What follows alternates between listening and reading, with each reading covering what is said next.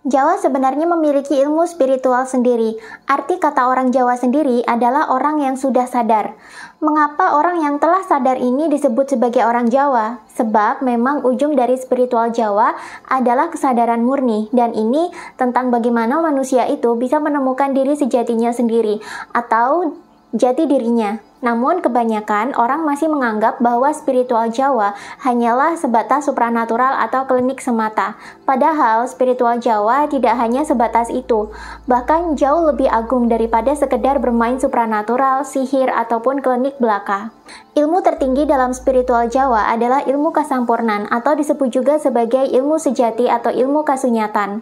Manusia yang bisa mempelajari dan mengamalkan ilmu ini disebut sebagai manusia sejati, yang mana mereka tidak hanya sakti wisesa, tapi juga merupakan orang yang insan kamil atau dikasihi oleh Tuhan. Kalau dalam agama-agama samawi, tipe orang sejati seperti ini dianggap sebagai wali atau santo. Mereka yang sudah sampai ke tahap ini adalah orang-orang yang sudah melebur dan manunggal, baik dengan alam semesta maupun dengan Sang Pencipta. Tapi, sebelum manusia bisa mempelajari ilmu ini, biasanya manusia harus mempelajari ilmu-ilmu lain terlebih dahulu, yang mana ilmu ini juga berguna untuk kehidupan dan perkembangan spiritual manusia. Setidaknya, ada 5 tahapan ilmu spiritual dalam tradisi Jawa hingga manusia bisa benar-benar mencapai tahap kesampurnan. Apa sajakah 5 tahapan itu?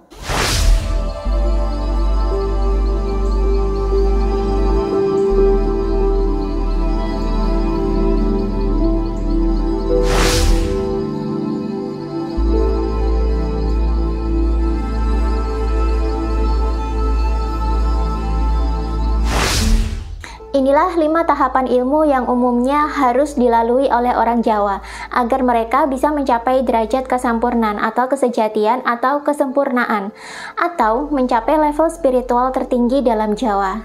Yang pertama, ilmu Kanoman. Ilmu Kanoman adalah ilmu awal dan ilmu pengantar dalam tahapan pembelajaran spiritual Jawa. Dan ilmu ini biasanya sudah diajarkan sejak manusia masih kecil. Sesuai namanya, yakni Kanoman, ilmu ini adalah ilmu pertama yang harus diemban manusia sejak mereka masih berusia muda. Mengapa ilmu ini harus diajarkan saat manusia masih kecil atau masih muda?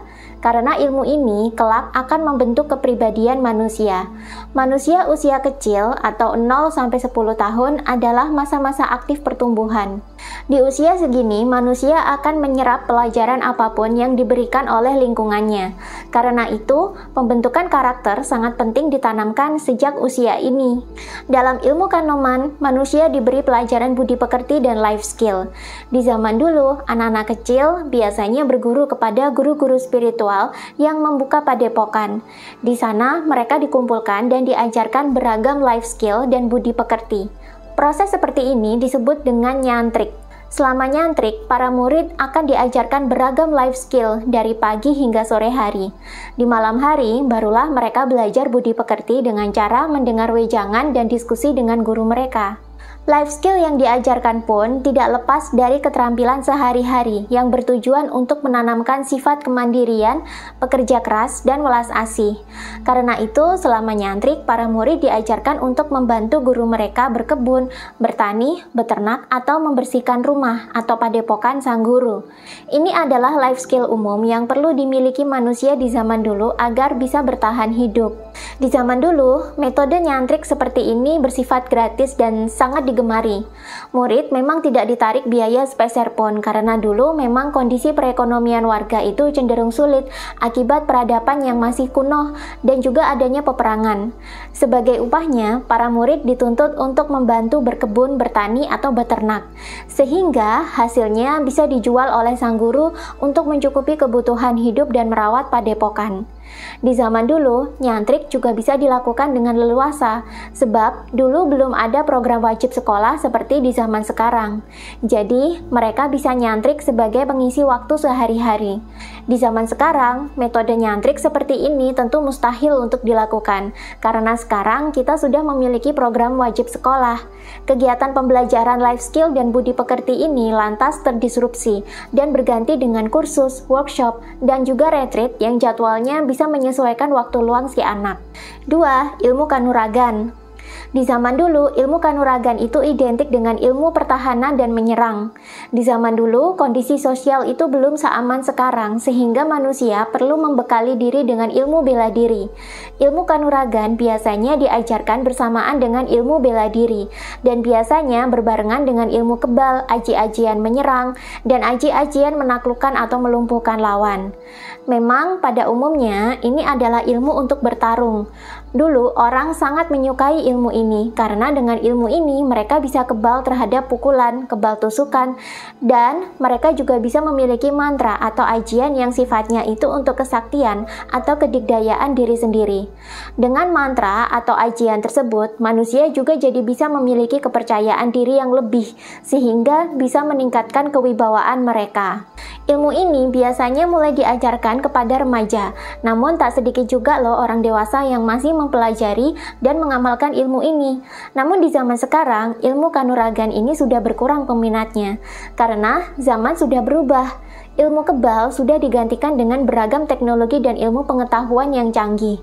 Semakin meningkat pengetahuan manusia, biasanya juga semakin enggan manusia untuk bertarung dengan orang lain. 3. Ilmu kadonyan. Ilmu ini sifatnya materialistis. Ilmu kadonyan adalah segala ilmu pengetahuan yang sifatnya itu untuk mendapatkan kenikmatan duniawi, yang biasanya tak lepas dari urusan harta, tahta, dan pasangan. Ilmu ini biasanya dipelajari oleh orang yang beranjak dewasa, sebab di usia dewasa, manusia mulai sadar akan kebutuhan terhadap harta, tahta, dan pasangan hidup. Ilmu ini mempelajari tentang segala hal, bagaimana caranya mendapatkan keduniawian. Kalau dipikir-pikir, di zaman sekarang dengan makin maraknya peredaran ilmu finansial, ilmu pemberdayaan diri, ilmu bisnis, ilmu investasi, dan perkembangan mindset manusia, ini sebenarnya adalah bentuk dari ilmu kadonyan. Hanya saja di zaman dulu, ilmu kadonyan itu diajarkan oleh seorang guru spiritual di dalam padepokan mereka. Kalau di zaman sekarang, ilmu-ilmu duniawi ini diajarkan oleh trainer, guru, atau coach khusus dan terpecah menjadi bidang-bidang yang lebih spesifik lagi. Dan metode penyampaiannya pun bukan lagi di padepokan, namun sudah bergeser ke workshop, seminar, atau kursus. Mengapa manusia tetap perlu untuk mempelajari ilmu ini? Karena ilmu spiritual Jawa itu sifatnya realistis. Dalam spiritual Jawa, manusia benar-benar diterima sebagai layaknya seorang manusia, bukan semata-mata dituntut menjadi manusia baik melulu, seperti layaknya manusia suci, dewa, atau nabi. Spiritual Jawa itu sangat memahami bahwa manusia itu pasti memiliki beragam jenis kebutuhan, mulai dari kebutuhan lahir, kebutuhan duniawi, hingga kebutuhan batin. Spiritual Jawa membuat manusia bisa melampaui semua kebutuhan itu, sehingga manusia bisa menjadi diri sejatinya yang bisa melebur dan manunggal dengan Sang Maha Pencipta. Untuk bisa melampaui hal-hal duniawi, tentu saja manusia harus bisa mengelola hal-hal duniawi mereka dengan bijaksana.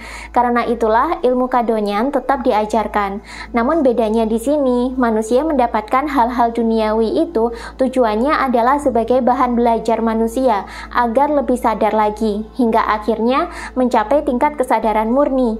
Kesadaran murni tidak akan bisa dicapai jika manusia belum pernah selesai dengan urusan-urusan duniawinya. Dan untuk menyelesaikan ini, bukan berarti manusia harus menghindari dan meninggalkan urusan duniawi, melainkan dengan urusan duniawi yang ada, manusia bisa mengelolanya dengan baik, hingga manusia bisa lepas keterikatan dengan urusan duniawinya dan melampaui hal-hal duniawi tersebut. Manusia seperti ini disebut juga dengan sudah selesai dengan urusan duniawinya. Jadi kalau ada orang yang mengatakan seorang spiritualis itu harus miskin dan tidak berurusan sama sekali dengan hal-hal duniawi, menurut aku itu tidak tepat. Karena manusia itu hidup di dunia dan pasti bersinggungan dengan kebutuhan duniawi. Itu adalah kebutuhan alami manusia. Kebutuhan alami yang dihindari dan tidak pernah dikelola dengan baik justru berpotensi menjadi bom waktu. Dan ini berpotensi sekali membuat manusia jadi munafik.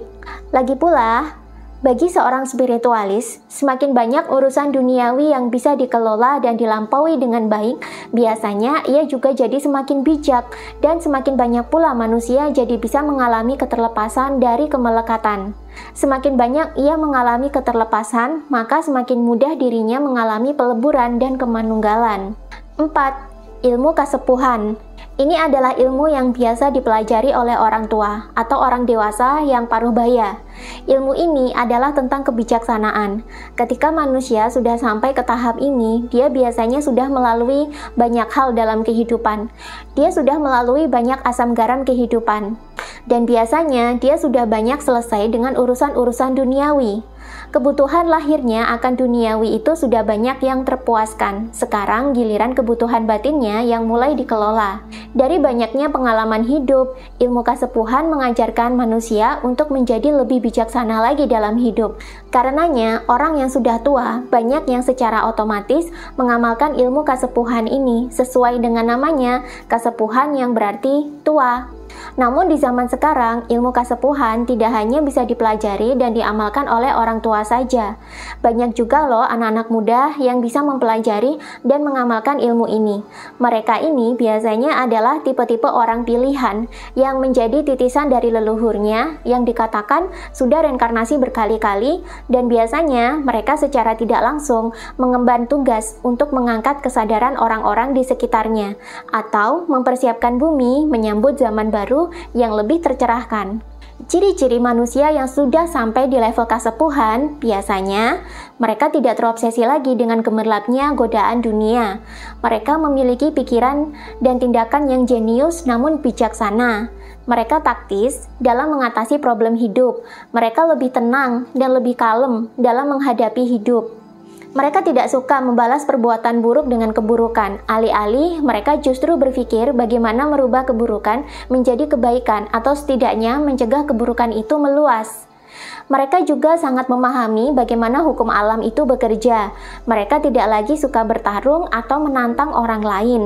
Mereka dewasa dalam bersikap. Mereka seorang pemikir yang dalam. Mereka tak lagi suka memamerkan privilege atau pencapaian hidup. Mereka menikmati kesuksesan hidup dalam suasana yang privat dan tidak lagi butuh pengakuan dari siapapun. Mereka lebih suka membantu dan menolong orang lain untuk punya kehidupan yang maju. Mereka punya kemampuan menyembuhkan, entah itu menyembuhkan secara fisik maupun secara mental. Dan yang terakhir, mereka biasanya sangat filosofis. Yang kelima, ilmu kasampurnan. Ini adalah ilmu spiritual tertinggi yang bisa dicapai manusia. Ini adalah ilmu sejati, dan di sini rahasia alam sudah terbuka semuanya. Di sini tidak ada lagi yang tidak dimengerti oleh manusia, karena tabir penutup pengetahuan semesta sudah terbuka. Manusia benar-benar menjadi diri sejatinya, sebuah kesadaran murni yang terbebas dari kemelekatan akan hal-hal duniawi dan hiruk-pikuknya pikiran dan perasaan. Di sini sudah tidak ada lagi yang bisa mempengaruhi manusia, karena diri sejati manusia sudah terlepas dari segala hijab atau penutupnya, yakni pikiran, perasaan, dan tubuh, atau cipta rasa karsa. Atman atau ruh yang menjadi esensi manusia sudah menemukan kesadarannya kembali. Di sini, manusia telah mengalami peleburan dan keterlepasan. Ia bahkan mengalami keterlepasan dari identitasnya dan bisa mengalami penyatuan mistik dengan Sang Pencipta. Dalam bahasa Jawa, tahap ini disebut juga dengan manunggaling kawula Gusti. Selain ilmu sejati, ilmu ini juga disebut sebagai ilmu kasunyatan, karena di sini segala realita kehidupan sejati mulai terungkap. Di sini sudah tidak ada lagi ilusi, yang ada hanyalah kesadaran tanpa batas yang benar-benar murni. Di sini juga sudah tidak ada lagi kebutuhan akan pengakuan atau ego. Dan di tahap ini, manusia benar-benar melampaui dualitas dan tidak lagi terjebak dalam benar salah, surga neraka, dosa pahala, baik buruk, dan segala bentuk dualitas yang lain. Manusia yang bisa mencapai level ini dikatakan telah mencapai fase kesadaran tertinggi manusia atau kesadaran murni. Dia akan menjadi manusia yang sangat berpengaruh dan memiliki energi yang sangat besar. Level ini sama dengan level kesadaran yang telah diraih oleh nabi, rasul, dan tokoh-tokoh berpengaruh sepanjang sejarah, seperti contohnya Siddhartha Gautama, Sri Krishna, Yesus Kristus, Bunda Maria, atau Mahatma Gandhi. Dalam tradisi barat, mereka-mereka ini adalah golongan orang yang tercerahkan atau enlightened. Dalam agama Samawi, orang zaman sekarang yang bisa mencapai level ini disebut juga sebagai santo atau wali. Mereka adalah orang-orang yang telah mencapai makrifat. Inilah tujuan akhir dari spiritual Jawa yang sebenarnya sama saja dengan khasanah spiritual dari agama atau kebudayaan lain. Namun sayangnya, tidak semua manusia itu bisa mencapai level ini. Kebanyakan dari mereka, para pejalan spiritual, itu tutup usia ketika mereka masih di tahap kasepuhan. Tidak sedikit pula yang perjalanan spiritualnya itu kandas di tengah jalan karena terjebak dalam ilmu kadonyan atau ilmu kanuragan. Lalu, kenapa untuk bisa mencapai ilmu kasampurnaan ini, manusia perlu untuk mempelajari 4 ilmu pendahulunya? Kenapa tidak langsung belajar ilmu kasampurnaan saja? Mempelajari ilmu kasampurnaan itu bukanlah hal yang mudah karena diperlukan kecerdasan, baik kecerdasan intelektual, emosional, maupun spiritual untuk bisa memahaminya. Belajar di sekolah saja tidak akan cukup untuk membuat manusia punya kapasitas berpikir ke arah kesampurnaan. Untuk bisa memahami ilmu ini diperlukan proses hidup yang panjang dan berliku sampai manusia terlatih untuk mengurai, mengelola, dan terbiasa mengambil kebijaksanaan hidup dari proses tersebut. Untuk bisa sampai ke ilmu kasampurnaan pun, manusia harus bisa melampaui dan terlepas dari segala kemelekatan duniawi.